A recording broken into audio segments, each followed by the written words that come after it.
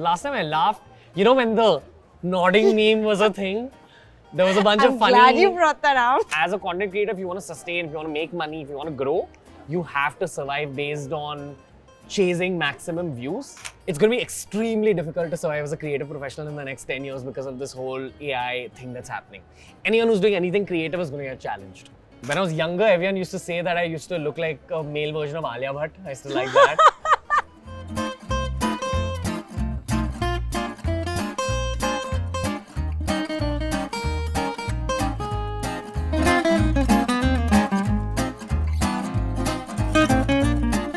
Had a wish. What did you wish for? I wished for a wife. Seriously. Yeah? Yeah. You also just posted about that on Instagram. Sure, I'm always posting about wishing for a wife on my Instagram. Firstly, hello. Hi, what's up?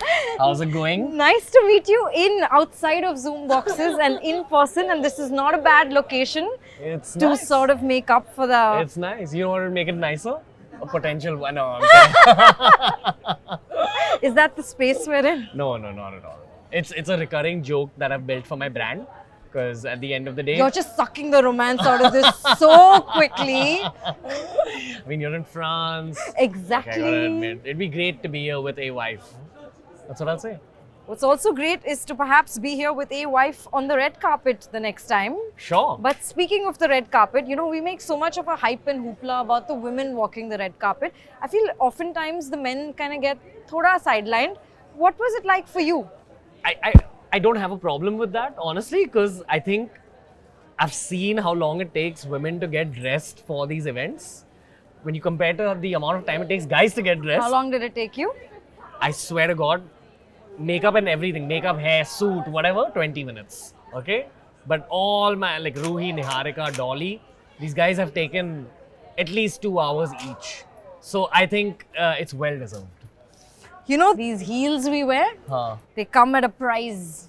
Yeah, and the blisters. Yeah. You should know. I feel bad for you guys, honestly. Like, no, this is going to become a whole societal conversation about beauty standards Let it for go. men and women. Flow with it. It's too elaborate. You guys have to do too many elaborate things. Look at this, man. It's a kurta and a jacket. And that's it. It took me 5 minutes to get ready today.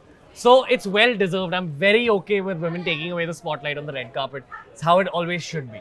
But how was it like for you? What headspace were you in those 10 seconds that you get on the red carpet? No, it's longer. I mean, they say it's 10 seconds, but if you're rude enough and jugadu enough, you can just stay there and take your time. It was nice. I was very grateful that life has brought me here and content creation has finally arrived as, something that's recognized worldwide. But in saying that, it's about the celebration of films and that kind of an art form. So I feel if I was in the world of films, it would have meant a huge amount more to me. Not that it didn't mean anything to me. I'm grateful to be in France. I'm grateful to be at such a prestigious film festival. But I feel actors, directors, film producers, for them, this is the equivalent of what YouTube Fan Fest or something is for us, honestly. That's the honest truth. Or more importantly, what the Cricket World Cup final is to me. But it's great, no complaints. Yeah, but from what I know of you, I know you to be such a goal-oriented guy. So I want to know where really does Can and how does it sort of fall into your broader checklist? I think goals come out of your heart, usually. Your heart and its wishes come out of your own life story. When I was a kid, I saw this show called Entourage, which I'm sure you've seen as well. And there's an episode in Entourage where the main characters, they visit this festival. And that's where this goal got formed for me. So it was one of those bucket list things. And it's ticked off on this trip because I'm actually here with my best friends, also my co-founders, Viraj Chet and Ayush Tiwari. So when we're by the ocean, in front of this kind of port, when you're in the south of France, and you're surrounded by this kind of architecture, you feel like you're in the middle of Entourage. That's what it means to me. Like, that's the truth. Not so much the red carpet, but just being here. What do people not tell you about the red carpet that you perhaps wish you knew? YouTubing thrusts you into kind of like this tunnel vision vibe in life. I didn't know it's as big a deal to be seen on the red carpet. So I was taking it as a very matter-of-fact thing, and then as we got closer to the event, I realized how much people around me were flipping out. And I realized, okay, maybe it's a huge deal. So I'm just happy it happened. How are the folk back home reacting to the Cannes debut? Yeah, that's a good question. Because my mom actually then taught me about the importance of this. So I think it means a lot more to the world of films and to a lot of women in general. I think they celebrate red carpets more because of like the fashion element. Guys are still learning about like these things. So I forgot your question entirely. Your mom, like how the folk back home, did they get the pictures? The iconic Cannes red carpet photos? Yeah, they're really happy. They're really happy. I think I'm from a family of doctors, so they don't acknowledge my career as a YouTuber, but this is like a... Oh, this made the cut. This is a highlight for them. What's it going to take for your parents to validate what you do? No, I'm kidding. They do validate what I do. No, this is a pretty cool life moment. Didn't think that this would happen this early in life. So that's what I'm truly grateful for. That's the bottom line of this whole chat, that I didn't think so much would come to me so early in life. That's what I'm constantly feeling. So I am a little bit existential and a little bit contemplative here. Yeah, I've been sensing that vibe since we met for this chat. Have you had a chance to like get a sense of the sights and sounds of the city, speak to the people here? Yes. That it has been beautiful. That's more of a highlight for me than like even like the film festival. I think the world is so beautiful and there's so much more to see of it. That's the big gift of content creation, that it opens doors that you didn't even know existed. So when you actually visit the south of France, you see what the hype is about. You'll see a lot of movies catered to white people talking about the south of France, and now I get the hype. It's too beautiful. People are too friendly, intelligent, creative. So yeah, it's been an eye-opening experience. So if you were to like sort of sum this up with an emotion, what would you say Cannes has been for you? Mom, I made it. that's what it's been. But listen, I'm curious to know, you're sitting on what, 10 YouTube channels, an 8-year-long content creation sort of journey. What is the next check post for you? Next check post is to get married. Like, kar le shadi. I don't want more things in my career now. Ho gaya. Like, I want a family. I'm almost 30. I'm going to turn 30 in a week now. I need to think about my own nesting phase in life. So your version of manifesting is just YouTube comments and like getting people to will it with you, right? Yeah. I think collective consciousness turns dreams into reality. So guys, you know what you have to do, right? You gotta comment down below. Manifest my wife with me. मतलब कर ही लेते हैं. Tell me, what would she be like? She would. That's a very dangerous question. You've thought about it. We'll leave this for the sequel chat. She would definitely be Indian. That's what I know for sure. Sitting in France with all the gorgeous women around. But I mean, everyone's really nice to look at, but you know, in the long term, looks fade, and it's the heart that remains. It's the soul that remains, and you need a desi heart and a desi soul to really get the nectar from life. Listen, I was listening to something that you were doing a panel at the India Pavilion, where you talked about how you pivoted about a year ago to take the art out of what you do, because the focus now is also about the views for you. Yeah. Does that disturb the creator in you? Like, what does that do for you? Not really, because I think it's very important for content creators to put strong kind of checkpoints on their own content, because content creation, there are no rules. So if you just keep listening to your artistic side, chances are you will trail off at some point. I personally believe this is not true for the world of films or whatever, or maybe it is. You know, when what is commercial cinema versus like art house cinema? It's the same logic. So what I was trying to say is that as a content creator, if you want to sustain, if you want to make money, if you want to grow, you have to survive based on chasing maximum views, which is also something I feel the Hindi film industry is only starting to do now. In the last 2 years, all these flops are because too many liberties were taken, you know, in terms of let's try this, like maybe it'll be experimental, maybe it'll work, versus the Telugu film industry, which does a lot of tried and tested stuff at its core. It's new age, but it's also tried and tested. Content creation works the same way. You gotta look at the data, you gotta look at what people actually want to watch, and that's how you'll survive and grow. And what have your insights been with regard to that? It's a little messed up, but I'm happy to share it. Yeah. Dark content just sells in India for some reason, and by dark I mean thrillers, psychological thrillers, horror films, anything related to the occult, anything related to culture but with a slightly dark twist like Kantara. Perfect example. So these are the genres that people actually want, but that you don't get to see too much of from the Hindi film industry. As of now, I think it's changing. I believe Ajay Devgan is doing a movie with R. Madhavan about, it's some psychological thriller. Someone at that event just told me that today. That's the right direction. And very few people are going down that route in the Hindi film industry right now. And I think that'll change. It's very important that it should change because that's what Gen Z wants, that's what Gen Alpha wants, that's the teenagers of today. Kaun hai? Anyone born after 2008 is called Gen Alpha. And usually we've observed with these two generations, they dictate what the entire family does. So you appeal to them, family will listen and you'll be able to make money. But when do you appeal to you? Like, does this stuff come naturally to you? Yeah, there's always room. I think better art gets formed when you put checkpoints on yourself, honestly. It's like in school during your 10th standard exam, you have essay competitions and you have those 3 options in your English paper and you choose the one which speaks to you the most. It's the same logic. You need a few rules and then you get to flourish as an artist. You can't just be a raw artist. You can, but then you won't make money. That's the hard truth. When did this realization sort of dawn upon you?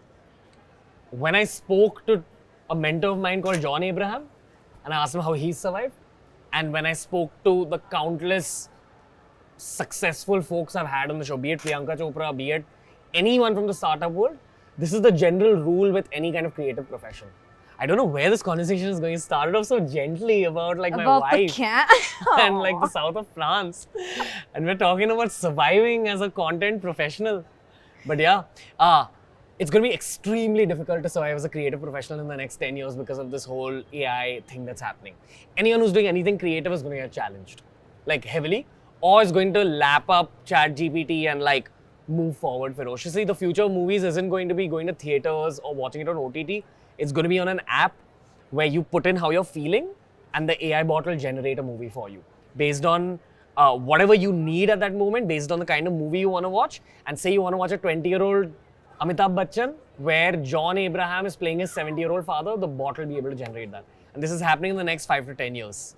So yeah, boom shakalaka baby, end of the internet. No, I'm kidding. That's what's happening. Does this like make you restless, nervous? No. I'm excited. I think it's not going to take away jobs the way people think. It's going to force people to reinvent. It's going to force actors, directors, writers to reinvent very aggressively. And you're going to see a lot of people enter the golden phase because of the age of AI that's about to come. It's not too far. This is not sci-fi and it's not futuristic.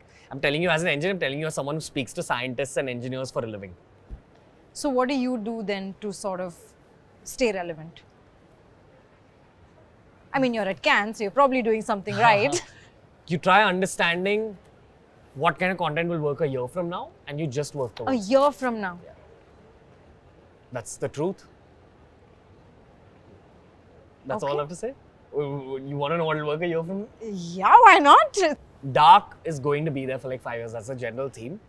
We started off very romantic, I must say, and this has quickly pivoted. So why the wife joke then? I was trying to ease you up for this conversation. No. Kidding, man. See, I want a wife because the world is turning so dark. You need love to like balance it out. There's no lies in this whole conversation. I forgot what we were talking about. Dark is the way that we're talking going. About, like, what will happen a year from now? Yeah. A year from now, it's going to... see, social media is in a place where now people don't want to see too much scripted content. They want to see the real version of you. What's in your heart? What are your struggles? That's what social media is right now. My strong anticipation is that there's going to be a rise of comedy again, and it's also going to be slightly edgy comedy. People are now starting to get bored of saying the right thing all the time. People are starting to get bored of wokeism. It's going to turn from that into You're going to enter that phase of The Hangover, Meet the Parents and all that again. Meet the Fockers. All that, those kind of films are probably, that's where the demand is at. People want to see offensive, edgy humor. It's about who has the guts to create that kind of humor. Do you? There's a lot of things you can do with animation. And anime is actually the biggest trend that people are not anticipating over the next 10 years. Gen Alpha, it's all about anime. If anyone who's a teenager now consumes much more anime than anything else, and anime is not cartoons. I have not consumed too much anime myself. Anime is extremely mature formats of storytelling with mature themes. It's got R-rated stuff as well. It's just that you get a lot more freedom to make darker stuff, to make more offensive stuff in anime. That kind of a phase is going to start, and again, it goes hand in hand with the AI revolution. Because right now, AI is capable of generating an image based on the text input you give. So if you write a very detailed text input for the AI, it'll generate something that's better than what a human artist could do. Very soon that's going to happen with video, and it will be able to generate animated films in about 5 to 10 years time. Yeah. But how much of the real you are you willing to sort of put out into the universe? As a content creator, yeah, I'll put out all of me. I'm all about that. There are no holes barred, no lines, no boundaries. I think life has just taught me to keep your family dynamics and your romantic life private. Yet we manifest a wife in front of the whole internet. But when she's here, y'all won't know that the manifestation has worked. One day you'll just see a baby in my hand and a photo of a lady like this where you can't see the face. And I'll be like, yeah, guys, thanks for the, interview in Cannes 2023 where y'all manifested this for me. Listen, you've really come such a long way from the guy who thought it would be cool to call himself beerbiceps. Do you still recognize him somewhere in you? In the same way that Dwayne Johnson recognizes The Rock, yes. It's just a name and now I can't drop off. Because brand value. Yeah, it's good for search engines. But I don't relate too much with the name beerbiceps. But you can't drop it. See, honesty. That wasn't hard. What do you do to get to the core of the conversations that you so often have with the people that you speak to? I only ask questions which I believe will generate the most number of views, firstly. Secondly, I end up having a long conversation with many of my guests before the actual interview to just get to know them and to get to know who they are as people. And thirdly, I try adding a lot of humor. That's my current challenge. I'm trying to become funnier. At the same time, I am trying not to get cancelled. So it's a difficult balance to strike, but you got to do what you got to do. How do you get past the trolls? Like, you speak openly about your connect with spirituality and meditation, but honestly, does it get to you? It gets to me when they target my family, as it would with anyone. Not so much. And they about, do. Not too many. I think that's a good thing about Bharatiya Janata in general. Troll karte, but family tak nahi jate. Yeah. People. We're a family-oriented culture. So, people.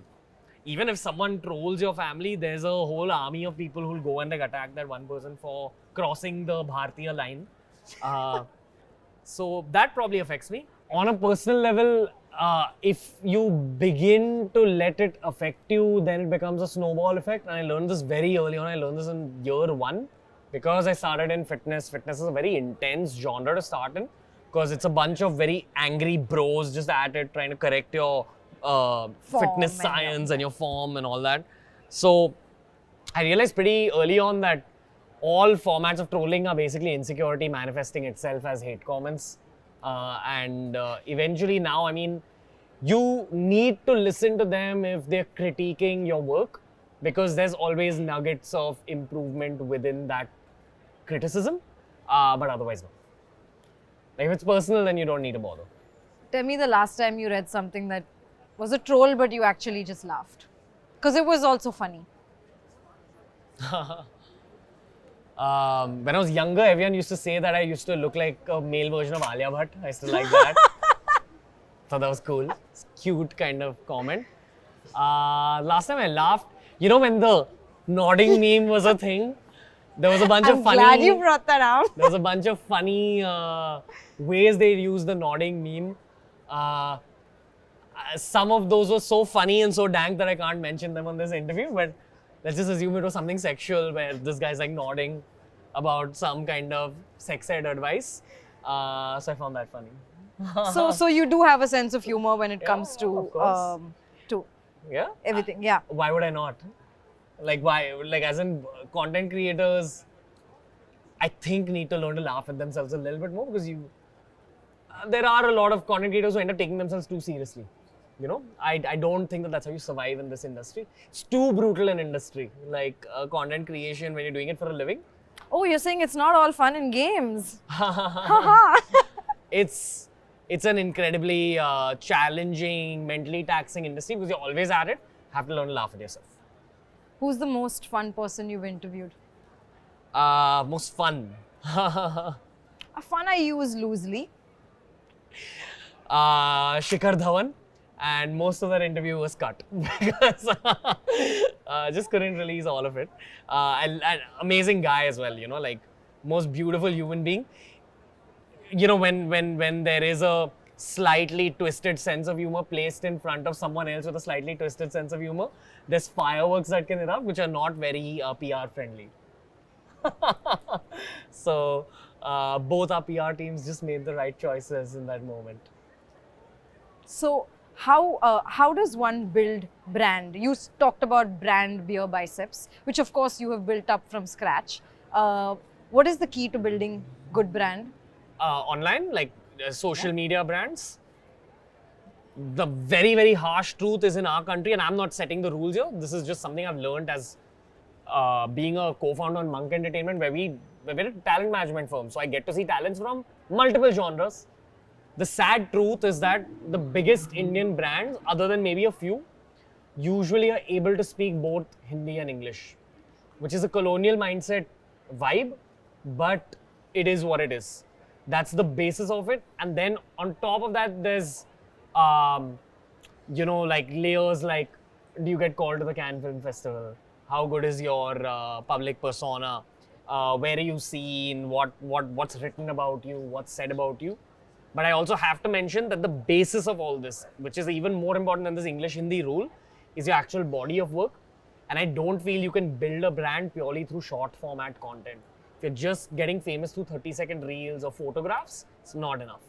You have to build a brand based on something more meaningful. Whose life are you changing? What are you creating that's like putting food on the, food on the plate for like multiple families? Like that's true brand building. Okay. If I were to talk to you and 10 years from now, would we be here? No. We would be living a hippie life in Goa, helping people heal, helping people build the next generation of businesses for Bharat, and just living a much better, possibly musical life. How very interesting. I wish all of this and more happens for you. Thank you for talking to me. Thank you, SD. Thank you. Appreciate it. You've been watching FC at Cannes 2023 in association with travel partner Air France, smartphone partner Google Pixel, beauty partner L'Oréal Paris, media partner NDTV, and travel trend partner Skybags.